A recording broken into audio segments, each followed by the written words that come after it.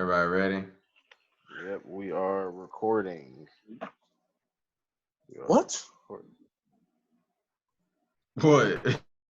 We're recording right now? Yes, bro. I said we was recording. All right. What happened to? Okay, never mind. Okay. Oh, crap. Dumbass. All right. All right. Hey, what's up, everybody? This is Akil Wade, and I'm here with Todd Garvin and Bakari Garvin, and this show is titled Uncensored. Thanks for tuning in and checking us out. We're gonna have some fun today and have discuss a very interesting topic. I'm gonna tell you a little about myself first before we get into the topic. My name again is Akil Wade. I am Oh, look the at it. Hey, look at the magic hand. What Hello, is that? hand. No, we're recording something. what's she doing? Cut- What's your mom doing? Close the door. Hey, mama. See you. Tell her to come Mommy, in, the Bakari. camera sees you. Just tell her to come on, but come on. Just tell her to come in. Okay. What'd you say? Nothing. Just go ahead. Okay. All right. Anyways, my name is Akil Wade. I am the owner and creator of Livestream Productions LLC. That's a film production company here in Atlanta, Georgia. Feel free to check out some of our stuff on my YouTube channel. I'll be sure to post the link in the description below. This coronavirus is crazy, of course, but we'll talk about that later. I'm gonna let my boys introduce themselves. Go right ahead.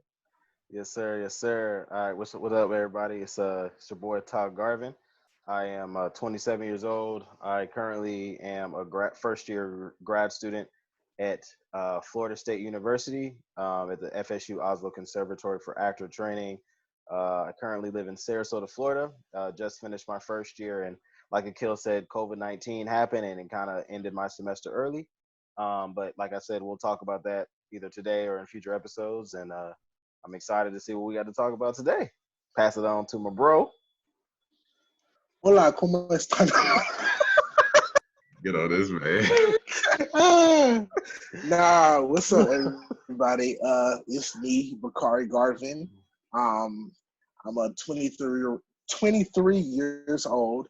I go to the University of Florida, and I'm a first-year acting student, grad acting student.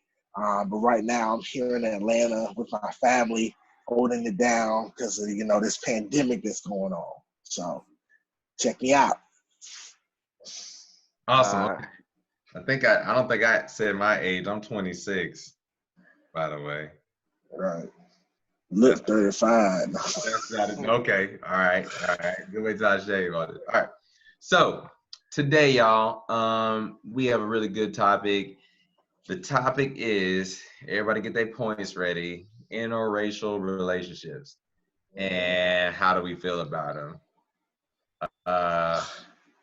This is gonna be a good one, I think.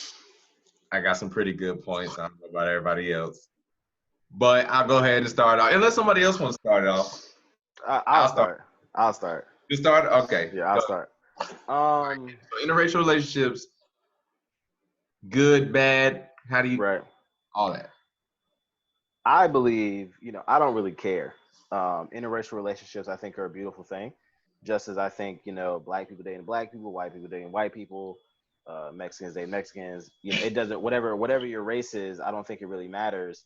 And you basically fall in love with who you want to fall in love with. I think the biggest problem that people have, though, is when it's an interracial relationship between a black man and a white woman, or a black woman and a white man, because of the history that we have together.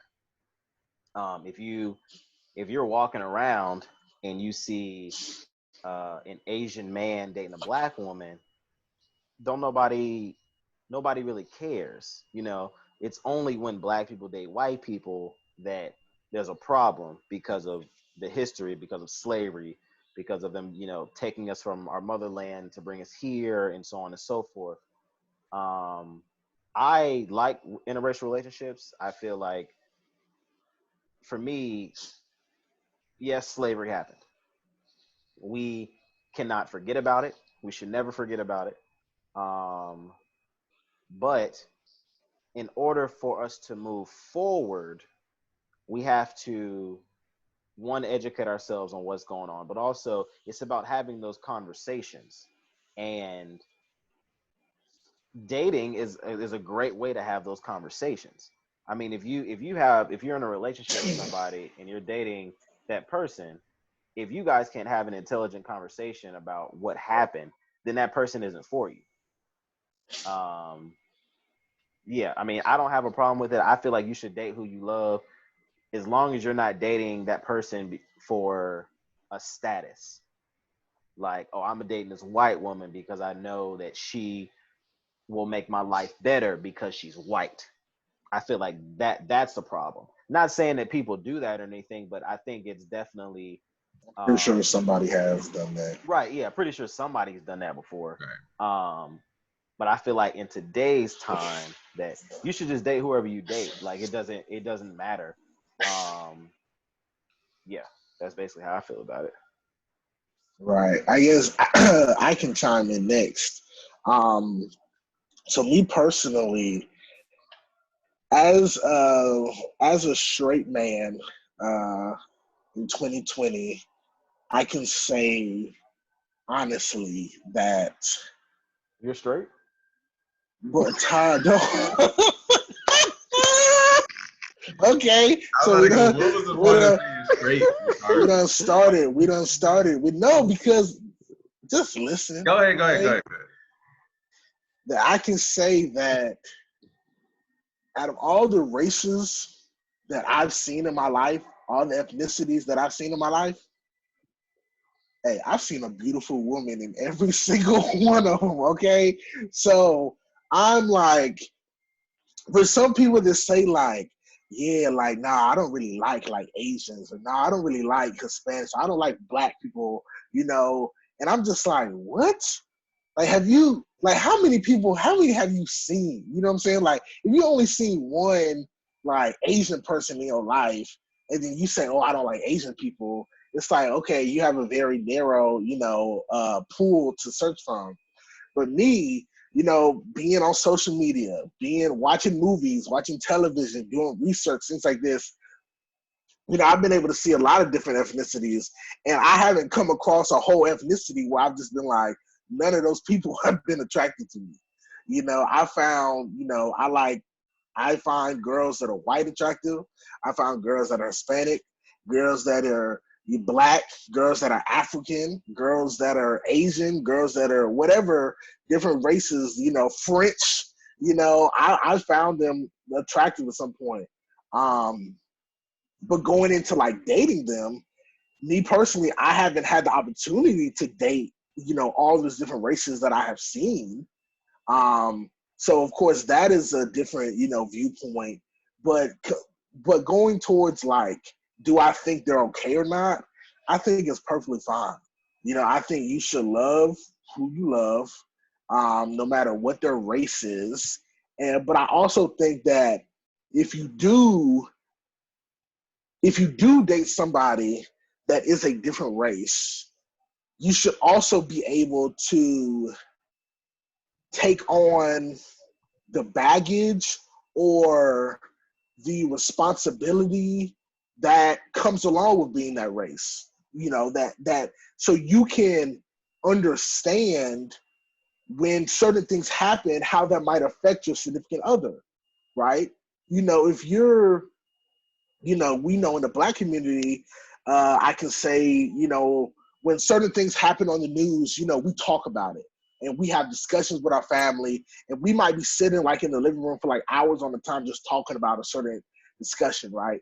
And I'm not saying this is true, but I'm saying maybe in some households, maybe in a white household, they may not do that, or in an Asian household, they may not do that, or Hispanic household, they might not do that, for certain instances that don't have to deal with their race. Like if it's a black person on the news, we have, if somebody gets shot and gets killed, a black family might really have a conversation about that. And maybe some white or Hispanic or any other ethnicity, race, family, maybe not really talk about it that much. Mm-hmm. But if I started dating a white girl and something happened, a shooting or something happened against black people again in this world, I'm going to need her to be there with me and to be like, let's talk about this. let's do what you would do to cope with this or to understand it. I can't, like, I would not, if she just was like, oh, dang, another black person's dead, and just kind of went back on about her day, then I'm like, hold on, I need you to have my back. I need you to be there for me. Just like with any other race, like, yeah, because United States, the big thing is like whites and blacks, but in other countries, there's other, prejudices and things like that, in certain countries, there's difference between religion or anything like that, or the skin color. And if you decide to date outside of that, I think you should be able to say, okay, I'm making the choice to date outside this race or this religion or this group of people. So I need to be able to support the person that I'm dating. And same thing with me. If I was dating a white girl, whatever baggage she might get or that comes with being a white person, I need to be able to support her in the same way I would expect her to support me. So I think it's all cool. It's okay to date interracially, but just know what you're getting yourself into and be able to support the other person, and it'll be cool. Okay, so I agree with just about everything. My only input is I feel like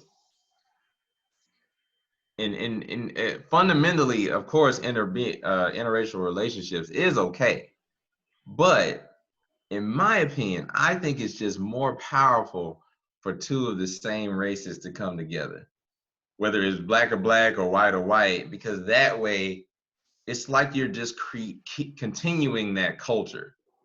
So, for example, you kind of mentioned all the different hardships you have to go through just to try to, make sure you stay on the good side of the white person if you're dating a white person, or the white person having to stay on your good side as a black person, Right, right. doing those tough things, right? And that's all well and good. But I feel like it's obviously easier to be with your own kind, one, to just continue that lineage of your ancestry. The fact that, if you're a black person, I would imagine you would want your kids to be black. And, as a black person, just like I'm sure a white person would love to see some white babies, right? and, and, and Right. and I know we can get into the whole um mixed thing, but I think it's safe to say that interracial relationships would not be this big if it weren't for, and this is kind of harping on the dude from the show that Ricardo was talking about, the black AF show, where he Yeah. lost in slavery. But it's true. If it wasn't for slavery, you know what I'm It saying? wouldn't have. Yeah. It wouldn't be like this. That let's just be real. It wouldn't be as big of a thing. I'm not saying it wouldn't have been, possibility, but it definitely wouldn't be to the degree it is. I think it would still be. I think it still be a thing. I No, just feel. yeah, I just feel like the conversation, like we wouldn't be having this conversation right now if, like, let's say slavery never happened. Like, if that shit never happened, then nobody would care. Like, of course, people would say, why don't you date somebody, whatever. But it's not. No one's gonna question you if you're walking around the mall or if you're out of town. People aren't gonna look at you sideways. Yeah. They just be I like, would think, oh, he's dating this person or she's dating this person, so on and so forth.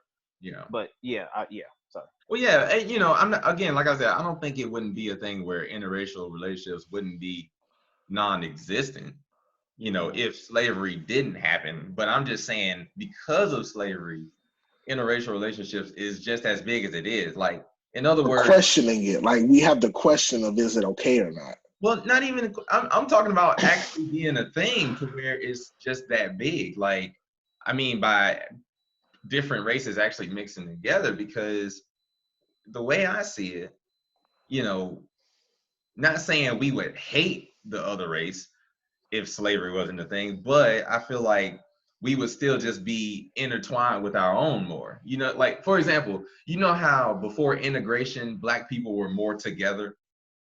And the minute we started mixing up with white people and getting to use their stuff, look how separate we are. You see what I'm saying? Like Right. I feel like if white people truly didn't intervene in the way that they did, Black people would be with more Black people than, you know, interracial relationships and dating other white. Right. Not because of the attractive thing, because obviously we can find anybody attractive. I don't think attractiveness has anything to do with it. I'm saying purely we would just be with Black people because we would be around each other more, and we wouldn't be in those circumstances to where we would look at Black people, our own Black people, in such a way that we wouldn't want to date them. You know, we wouldn't be all in the ghetto, you know what I'm saying, all thugged out and all that stuff. Like we would actually be in beautiful positions like, you know, most white communities, and, you know, life would be great, and we would see other great looking Black people, and, you know, we would see other great looking Black women, and we wouldn't just see ghetto one, you know what I'm saying? Like we would see beautiful Black people in the way they should be.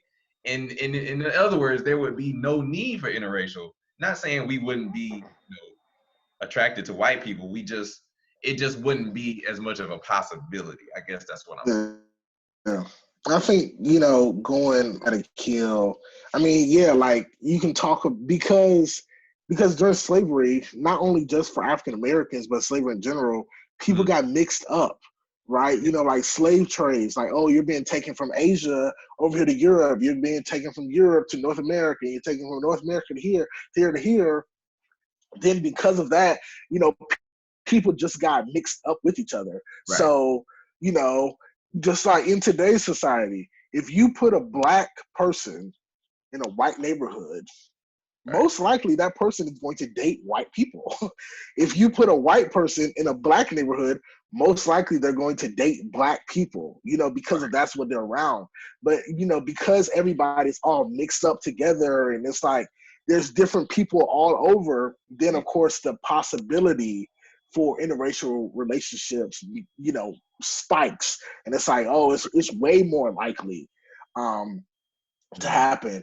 But I think, you know, going what you're saying about like, you know, being, you know, more powerful, I think there is a side to that. I think that, you know, when we see, especially for Black people, you know, I can't really speak because I'm not white, but when I look and I see President Barack Obama and I see a Michelle Obama, it's like it's like they have a certain prestige to them that they wouldn't have if, say, Michelle was white, or say if Barack was white, or if they were any other race, right?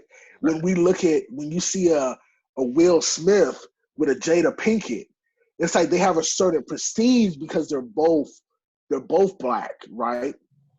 And I would think that it's the same way, you know, for white people, you know, when they see, you know, at one point, they see a Brad Pitt and an Angelina Jolie, you know, it's like, you know, there's a prestige to that.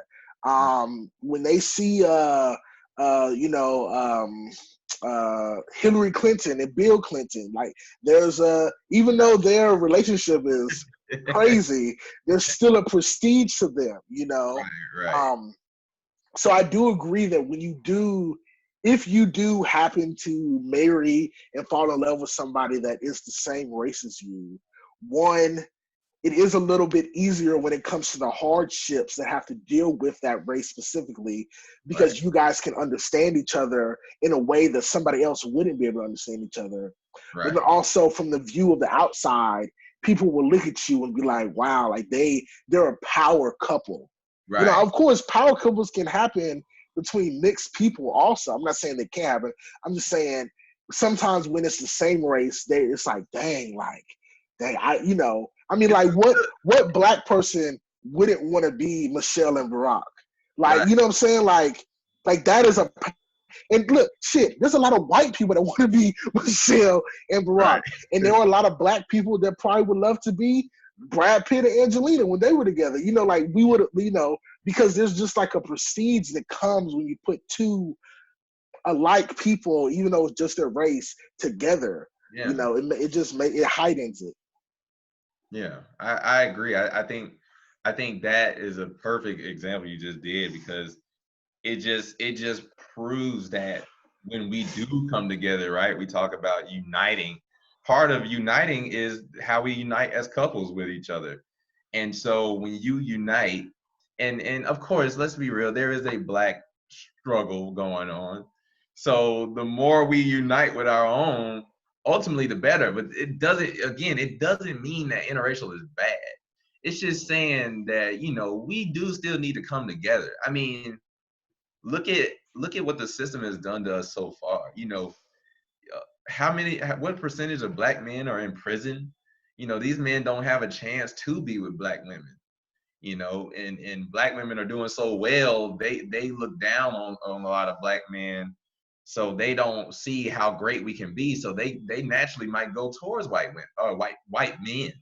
So white men are taking our black women, not because they're better than us, but because black women's standards have raised up, but yet the system has kept black men down. So that's just another perspective to look at it through. Again, just going beyond the whole who you're attracted to type thing. I Right. think I think there's just been so many systematic plots against us that have just purposely kept us down to where it's hard for black people to come together. So Yeah. I think when people see interracial, it's really more like, dang, like here are two different races coming together, which is great, but it's still probably preventing us from coming together with our own, which is what we need. Black people need to come together, and sometimes we just can't do that if we always, like how you say you marry outside, or you know how when it comes to money, you want to keep it in the family. Yeah. Imagine bringing somebody else who ain't in the family into the mix. Then you Yeah. got a whole new dynamic. You know what I mean? I think Yeah. racially, it can be the same thing. Like, we might want to remember that we gotta build our black people up, and one of the ways we can do that is through just keeping our couples strong. Like, every black person obviously doesn't need to be with a white person, but of course we'll get to that road when we can all work together. But until then, we gotta build ourselves up first, and I think we can do that through the couples, because we need a strong black woman to keep the black man going. You know what I'm saying? Right. Like why the white man get to keep all the black women? Like, why can't, you know what I'm saying? Like, we need Yeah. some black women. And same go for black women. They need some strong black men. So I think that's the mission that we need to consider right now when we talk about interracial relationships, because, you know, once And you I get past once you get past how good somebody looks, I mean, what else is there? You know what I'm saying? Like, yeah. yeah, this white woman look good, but I mean, is she really meant to be for you? Right. I think it goes into like, because if you talk about building a relationship, right? So building a relationship is having a firm foundation and then going upward from there. There will be, peaks and valleys all the way through that until you reach the Mecca. Um, I think it's also just, what are you looking for in a partner? Yeah. And when you find that, it's important that you hold on to that. Mm-hmm. And I think it's standards are involved in that. Not settling for less is involved in that. Building a life together, building an empire, like not taking steps back. And yeah, I think that's all a part of it too, because I feel like too many people, and I mean, I got friends. I ain't gonna say nobody's name, but I mean, Name, we drop from them. Drop the name. Adam. Put their name right here. we Right we here. all No, I'm just kidding. we all know people that are either in relationships or have been in relationships with people who they shouldn't have been dating. Whether Oh, it's they've been dating their own race, whether they was dating different race, mm-hmm. um, because where they were going in their life doesn't match what the other person wanted, which then you're kind of doing this like thing where you're just kind of stepping on each other and you ain't really going nowhere. Um, and I feel like that also plays a part in this interracial conversation thing because, like Akil said, the system does keep us down.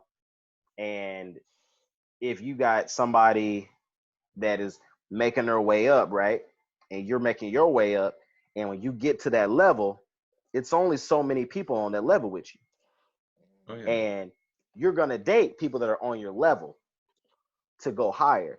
And so I feel like we need to get people on this level, which I agree, if that is black people dating black people, white people dating white people, that's what you got to do. But at the same time, Mhm.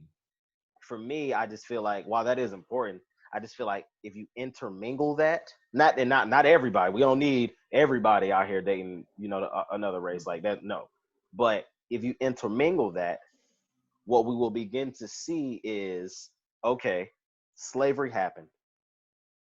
I, as a black man, have decided to date a white woman. We understand the struggles that we will go through as a couple, but Mhm. we will work through those struggles. She will understand what I'm going through. And I will understand what she's going through, Right. so on and so forth, and then build together. But also holding the standards that I need in my partner, in my wife, because for me, there is no more dating just to date anymore. Like, I'm 27. If we are dating, going on dates, seeing each other, the potential is to get married and build. Like, there is no, oh, I'm gonna just smash and I'm gonna pass. Like, I'm good. Like, and Right. it's a lot of people out here who still doing that, and to each his own. That's what you want to do. I'm not trying to do that. So when I find a person that meet my qualifications, or not necessarily my qualifications, but a person that I fall in love with, Mhm. in my criteria, it don't matter what the color of your skin is, Mm. because at the end of the day, it's me and you. So, and if you like it, great. If you don't like it, you can keep it moving, because I'm gonna build my life with this person. We're Right. gonna build a life. We're gonna get this money. We're gonna build an empire together, and we're gonna take over. And that's how I look at it. Great. If that's with a black woman, great. If it's with a white woman, great. If it's with an Asian, great. If it's whomever, great. Like, and that's just how I look at it. But Yeah. I think all three of us have made definitely solid, valid points. I think Go ahead. I think something else. This just came to my head when Akil was talking. Just to put this up there so people don't try to bash us. Um, we are all three. One, we're all best friends, brothers. One thing, and then two, yes, we're all straight men. So when we say men and women putting together, we're just using our perspective, and we're not trying to say this doesn't apply to like LGBTQ or anything like that. I'm just, we're just saying our perspectives. We date women, so we're going to talk from men and women coming together. Good point. Right. Good point. I just wanted to put that out there. But then also, I think what Ty was saying, just to harp on that, not a harp on, but to jump on it um, quickly, is that there can be a progressive type of way of interracial relationships. And, an example of that came to our mind of, we were saying when you date interracially, you have to take on that baggage, right? Say if it was a white person that starts to date a black person, and maybe that white person doesn't really understand the struggle and the things that a black person goes through. So then they start dating that black person, and then now they start to understand. So now their mind is widened. As the same, the black person starts to understand some of the things that a white person might deal with. So then their mind brightens, right, or broadens. Um, I think I used the wrong word there. It don't matter. Um, so then also what could possibly happen is that those people go back to their families. right? And then they start to educate their families, and their families start to say, okay, or I bring home a white girl, and now my family is introduced to how a white person personally lives their life. So then now they have like a viewpoint on that. And then when we come together, we have a child. Then that child will grow up having a black perspective and a white perspective of things. In the perfect world, they would. In the perfect world, they would grow up having, a balance of the two and knowing how to understand both, but of course, life happens and sometimes they might filter more to one side or filter more to the other. But I do think that interracial relationships can provide progression just as relationships can provide progression. I think they both can provide, progression in some kind of way. So yeah. Yeah, no, yeah, I can agree with that. They both can provide progression. And to overall kind of answer the question, you know, is it good? Is it bad? To be honest, it's kind of it both answers can apply. And Right. it's just based on the circumstance, honestly. And how you grew up. Yeah, and how you grew up, and but I think the main facts probably to still consider is one is that obviously it wouldn't be as big. I think we can all agree on that. It wouldn't be as big if it weren't for slavery. As far as black and white is concerned, obviously that's the bigger topic because again, we got the biggest history, I think, with white people out of any ethnic group. Well, to be honest, they killed all the other ones, but we ain't gonna get into that. but, so it probably wouldn't be as big of a thing, but it would still be a thing, just not as big, right? Um, I think too, it's still a little more of a complete sort of fulfilling thing if the same races get together on both sides, right? Yeah, just for the simple fact of hey, they're coming together. It's kind of like when you're just meant to be with, you know what I'm saying, somebody who Yeah. like you, similar to you, that type of thing, right? It's like Right. dating an alien and another human being. You would date a human being versus an alien, I'm sure. Unless that alien just looked really good. But Saying, but if that alien got them cakes, but the alien got a big booty, we might know. But for real though, so I think that could be, kind of taken from that too, that obviously the same races can come together and it'd be a very powerful thing, as Bakari said with Barack Obama and, examples like that. Right. And I think also to pull away, obviously interracial relationships aren't a bad thing.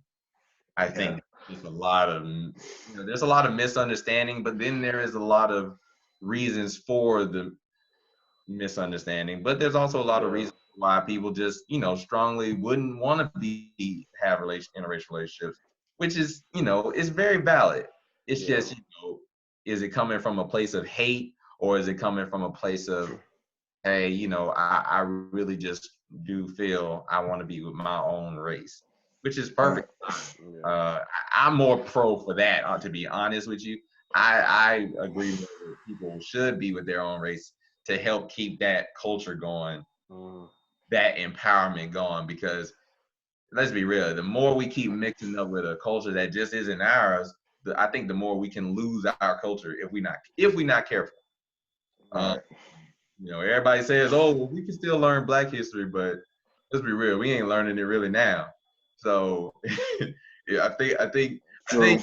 we gotta stick together to some degree. We can't just, in my opinion, we can't just keep mixing up with white folks, expecting them to keep our history in the loop.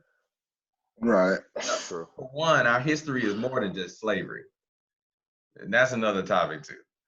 But I think once we get back to Black people really coming together, I think that will ultimately probably help us out to the point where we're good enough to where we can be in an interracial relationship, and it'd be a better type of interracial relationship, Ty, to kind of point that out. I think the better Black people become, the better we'll be at having interracial relationships, because it won't be all this craziness going on. Yeah. You know, it's like we trying to intertwine with the enemy. I hate to say it like that, but right? This is white America. We can't deny that this is white America. They running things, and it's hard for us. So it would be better if this wasn't white America and we try interracial. If this was actually true United States, right? Yeah. Right now, we just a bunch of Black people trying to make it, and here we are talking about, ooh, well, I like this white girl, when it's like 5 other Black girls, but they got issues, so we don't want them. Right. We want the white girl because it seems like her life is better, and statistically, it probably is. But Yeah.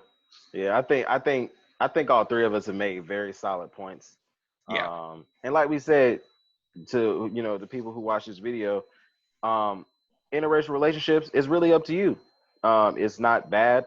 It's not, and it's not always bad. It's not always good. It depends on you. But I think the biggest thing is, and I think we all can agree on this, is it's about educating yourself. If you say I disagree with interracial, or I agree with interracial, you need to say, if somebody says why or why not, then you need to be able to have a conversation and be able to say your point and get it across to the person. If you can't make that point, then that's really what anything is like. What? just talking. Like you just talk, like Yeah. like that makes no sense. And also, I think it's very important that people understand where somebody's coming from. Somebody who doesn't agree with interracial relationships should say, okay, Todd, why do you agree that that's all right? And we should be able to have a conversation and not get into a shouting match and say, you know what? I see where you're coming from. I don't agree with it, but I see where you're coming from. And that's it. And I feel like that's the biggest problem, that people just don't want to have that conversation. But Arguing. having a conversation is also another topic for another day. Right. If you guys don't have anything else to say, I guess we can move to the final for today. We wanted to kind of end it on a Final, but I ain't taking no test, man. I ain't anyway. taking no test, man. Ricardo was waiting to say that. Anyway, we decided. Nah, I didn't know you were gonna say the final. I thought you were gonna say maybe the final topic. You always got to crack not the joke. the final. Be quiet. Go, So what we were talking about isn't like it can be a heavy topic, but we also just wanted to kind of have a little fun with this as well. So the next question is, and each one of us will go, and we might debate on why you did this. If $1 million was deposited into your bank account tomorrow morning, what would you do? Go to the boot club. To the boot club. To the boot club at night. I can go, or y'all want to go. Nah, go ahead. Akil, you go ahead. You start off, bro. I already know what I'm gonna do. I'm gonna take 900,000 of that and put it in the stock market, and I'm gonna just go crazy with that. I'm gonna just try to flip all of that. I'll give the other 100,000 to my parents, and I really just leave it at that. Well, I'll split it up. I shouldn't do that, because I was gonna say I would get Saeed or something. But when I make more money with the 900,000, I get Saeed so much. But yeah, so I take about 900,000 and just go crazy. I just start trading stuff. Yeah. Right. Shoot, I'm gonna get that milli. First thing right off the bat, I'm gonna get my tithe. I'm gonna put in, what is that? 10,000? 10%. Or 100,000? That's 100,000. 100,000. That's 100,000? Yeah. $1 million, yeah. So I'm gonna go ahead and spread that 100,000 to different churches and things like that. Blessing churches, things like that. Let God know, I wouldn't be able to get this without you. So I'm gonna give you back what you owed. Then after that, pay off my student debt, make sure all my student debt is paid off. I'll probably pay for Ta's student debt also. After that, I'll give. After that, I'll give probably give a portion to my parents. Just to say thank you for everything that y'all have done for me and everything that you guys have sacrificed and gave me in my life. Even though this is probably more money than you ever spent on me.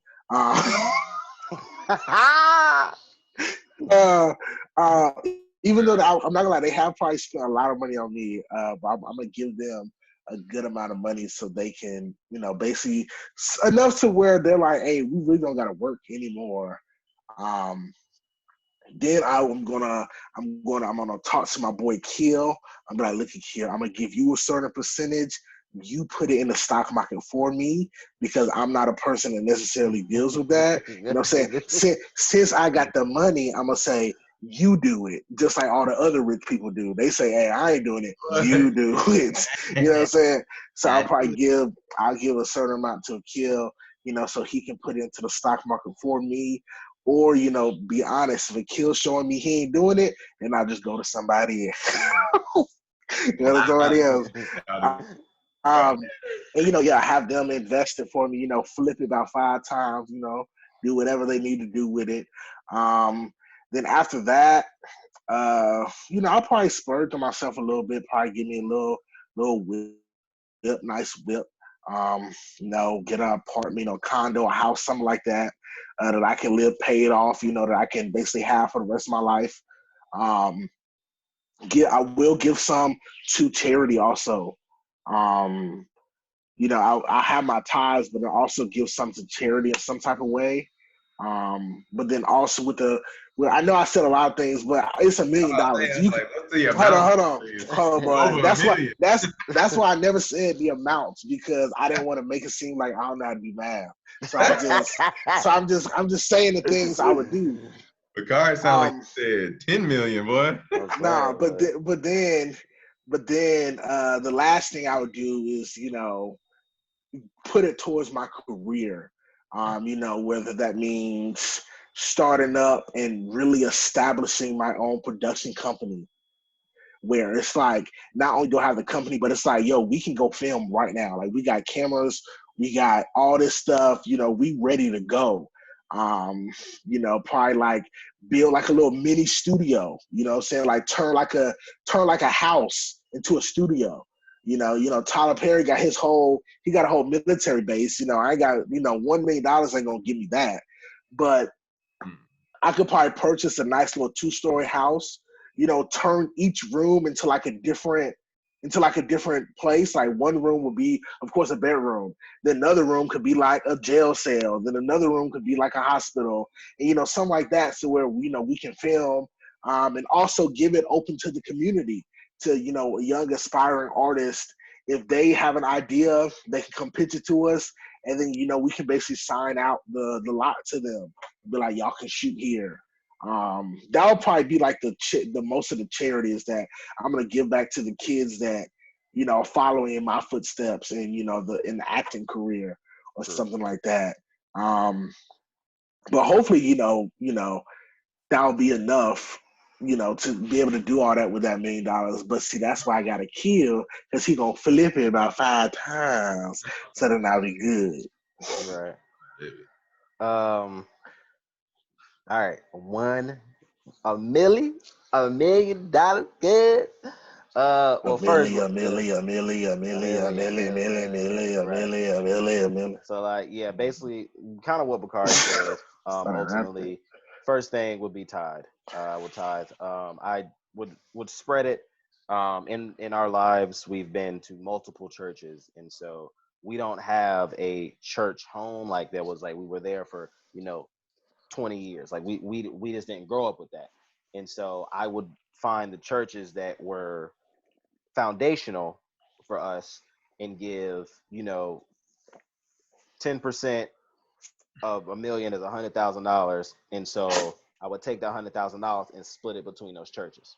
Whether it's 2 churches, whether it's if I just find that one church gets all 100,000, then that's what they would get.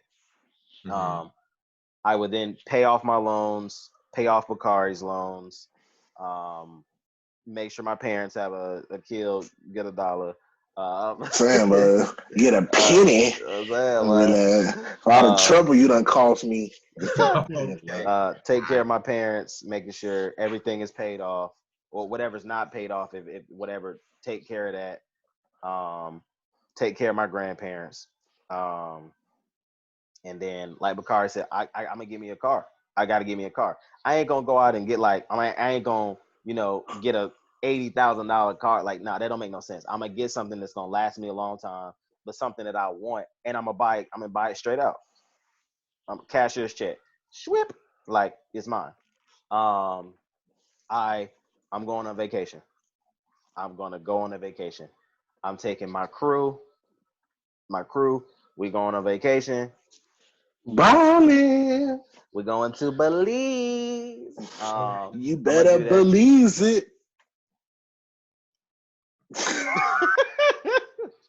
We're gonna do that, and then I'm a invest in the stock market.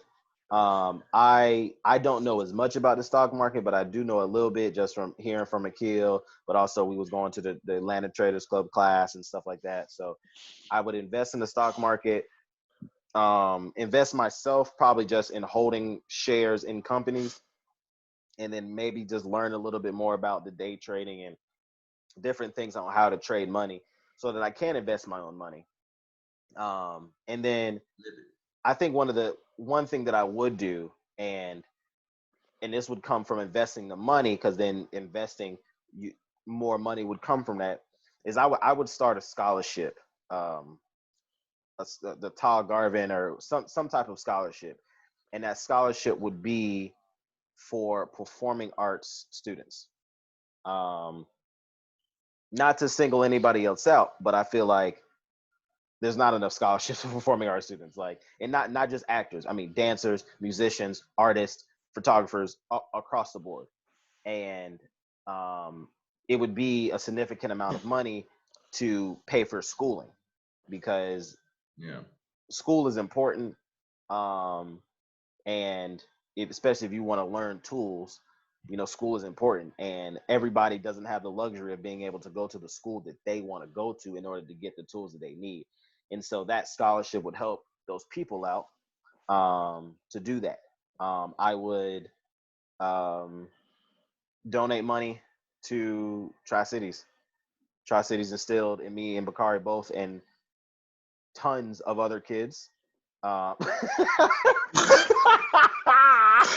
I'm not. Nah, I'm joking. TCHS, man. Right. Bulldogs. But it instilled in me. I'd invest money in Young Harris, because and I can only speak Tri-Cities high. One one made made of of me. many. That's all I Never but know. not divided on the road to The victory. But yeah, invest in Tri-Cities, invest in Young Harris, mostly with the scholarship fund and stuff like that.